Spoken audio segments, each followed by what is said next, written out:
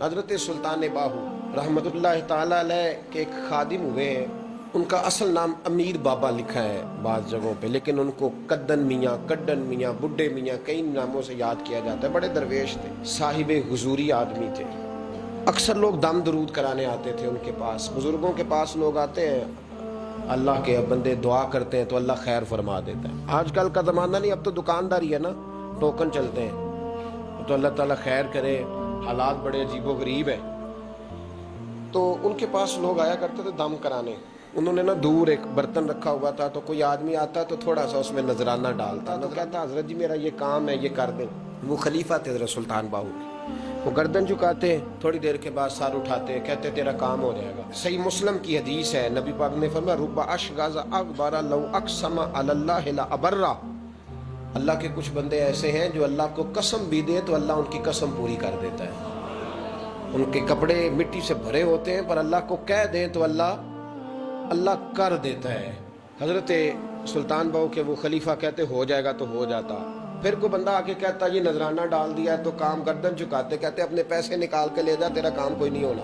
ایک دفعہ کچھ سید زادیاں آ گئیں. انہوں نے آ کے نا اس زمانے میں 100 روپیہ، سمجھ لیں کہ آج کا ₹1,00,000 بابا جی کے نذرانے والے گلے میں ڈالا اور آ کے کہا کہ بابا ہمارے نا ایک بچے کو سزائے موت ہو گئی اور حلفاً بتاتے ہیں کہ ناجائز پھانسی کا حکم ہوا ہے، تو تیری رب رسول کی بارگاہ تک رسائی ہے، مہربانی کر، سیدوں کا بچہ ہے، مہربانی کر. بابا جی نے گردن جھکائی اور کہا اپنا 100 روپیہ نکال کے لے جاؤ، مشکل ہے بچہ بچے تو میں کچھ نہیں کر سکتا.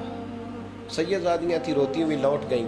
بچے کی نانی زندہ تھی، ان کو جا کے بتایا تو وہ رونے لگ گئیں. کہنے لگی تمہیں بات نہیں کرنی آئی، اللہ کے بندے بڑے نرم دل ہوتے ہیں، تمہیں منانا نہیں آیا، ورنہ یہ ہو سکتا تھا. میں جاتی ہوں. وہ آئی، 100 روپیہ ڈالا اور بابا جی امیر صاحب کے پاس بیٹھ کے کہنے لگی بابا بات یہ ہے کہ ہم سید ہیں، ہے سارا ہمارے گھرانے کا، پر چلو آج تک رسائی تیری ہے.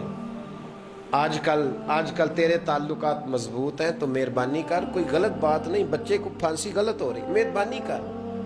بابا کہنے لگا اماں میرے بس میں نہیں، میں بھی تو اللہ کا کمزور بندہ ہوں نا، مالک کا کمزور بندہ ہوں. کو ضروری نہیں، دعا پہ فضل ہوتا ہے، اگر اس کی مشیت ہو تو پھر بندہ کیا کر سکتا ہے. تو اماں یہ کام نہیں ہو سکتا. تو اماں رونے لگ گئی، کہنے لگی کوئی نہیں، میں قیامت کے دن حضور کی بارگاہ میں تیری شکایت کروں گی، میں کہوں گی کہ میں نے بتایا تھا میں سید ہوں، اس نے توجہ ہی نہیں کی، میرا کوئی خیال ہی نہیں کیا. بابا صاحب فرمانے لگے اماں پیسے نہ نکالنا، جا تیرا کام ہو جائے گا، جا تو ہو گیا تیرا مسئلہ حل ہو جائے گا. وہ آپ پیسے رکھتے تھے تو سال کے بعد، 6 مہینے کے بعد، مہینے کے بعد جا کے حضرت سلطان باہو کو دے کے آیا کرتے. وہ وہاں لنگر میں یا کسی جگہ خرچ کرتے تھے. جس دن اس بچے کی پھانسی کا وقت تھا نا، تو وہ بابا جی حضرت سلطان باہو کے پاس چلے گئے. حضرت سلطان باہو کے مزار پہ جو دوست گئے ہیں یا میرے ساتھ گئے ہیں وہ جانتے ہیں کہ گڑھ موڑ سے یوں مڑتے ہیں، آگے دربار ہے، تو گڑھ موڑ پہ حضرت سلطان باہو ان کے استقبال ان کو وہاں پتہ چل گیا کہ وہ آ رہا ہے.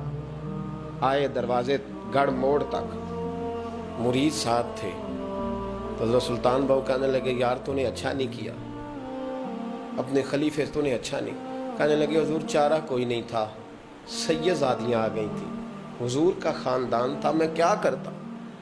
مرید کہتے ہمیں سمجھ نہیں آ رہی کہ یہ کیا ہو رہا ہے. کہنے لگے مجبوری تھی، کیا کرتا، کدھر جاتا، حضور کا خاندان تھا. کہا تو نے اچھا نہیں، کہتے ہمیں نہیں سمجھ آ رہی کہ تو نے اچھا نہیں کیا. وہ کہتے ہیں حضور کا خاندان تھا، اس کا معنی کیا ہے. کہتے ہیں تھوڑی دیر گزری، بچہ وہاں سے رہا ہو گیا، حضرت سلطان باہو کے خلیفہ کا انتقال ہو گیا، وہ وصال کر گئے، وصال ہو گئے. آپ نے جنازہ پڑھایا، دفن کیا. تو غلام کہنے لگے حضور یہ ماجرا کیا ہے. آپ فرمانے لگے اس نے اللہ کے حضور دعا کی تھی کہ مولا جناب اسرائیل نے اس دن کسی نہ کسی کی روح لینے جانا ہے نا، تو میری لے جائے. اب سید زادیاں دروازے پہ آ گئی ہیں، تو سادات کو تو خالی نہیں نہ بھیجا جا سکتا، مصطفیٰ کا خاندان ہے. حضور میری روح لے جائی جائے اور اس سید زادے کو چھوڑ دیا جائے.